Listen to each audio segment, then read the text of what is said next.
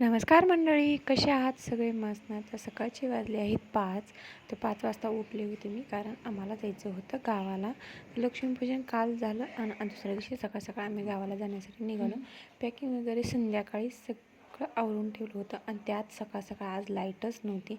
त्याच्यामुळं काहीच सुधरत नव्हतं, म्हणजे काही दिसतच नव्हतं. मग काय आंघोळ्या वगैरे केले, आवरलं आणि निघालो आम्ही प्रवासासाठी. नाही नाही असं नाही गाडी पेट्रोल सीएनजी मध्येच म्हणलं आपल्याला गावाकडे काय 2-3 वेळेस.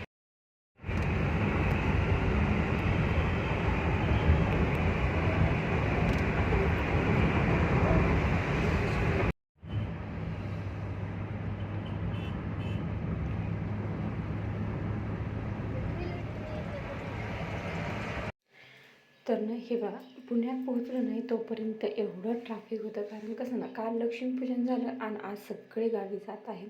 त्याच्यामुळे एवढं, आणि सकाळची वाजली ते 8-8:30 वाजले होते, तरी पण एवढं ट्रॅफिक जाम होतं.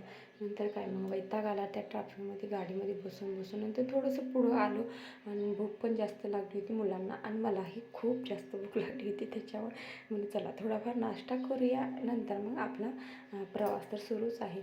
मग काय एक मस्तपैकी असं छानसं हॉटेल बघितलं आणि इथं नाश्ता करायला घेतलं. तर नाश्त्यासाठी म्हणलं चला, तर मुलांना खायचा होता. तर इथं घेतला आहे त्यांना क्रीम पाव. तर त्यांना खायचा होता क्रीम पाव, तर दोघांना क्रीम पाव आणि चहा दोघांनी असं खाल्लं. आम्ही खाल्लं आहे मस्तपैकी अशी पुरी भाजी. नाश्ता वगैरे केला, चहा घेतला आणि परत निघाला आहोत प्रवासासाठी. हा आहे तो एडशीचा घाट आहे. डोंगर मस्तपैकी असं छान वातावरण होतं.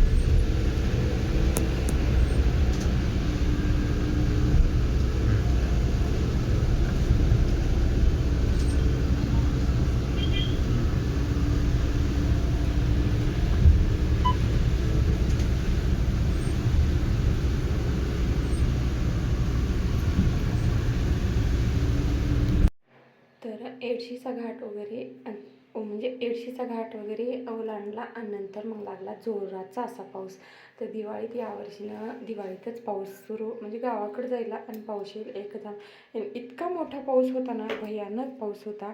असं वाटत होतं गाडी एका साईडला घ्यावी आणि मग नंतर प्रवास करावा.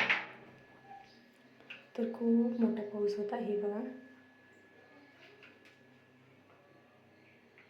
तर आणि पेट्रोल पंपावरती आम्ही थांबलो होतो आणि तिथं पावसामध्ये भिजल्यानंतर घरी आल्यानंतर कपडे वगैरे चेंज केले आणि सासूबाईंनी आमच्या खवा घोटला होता, मग त्याचे गुलाबजामुन केले, मस्तपैकी असे गुलाबजामुन केले. आणि आता इथं चालले विराजला झोपणं. तर विराजला जिथं जाईल तिथं झोळी लागते म्हणजे लागते. मग काय झोळीचा जुगाड केला, नंतर त्याला खाऊ घातलं आणि इथं आता त्याला झोळीमध्ये झोपवते.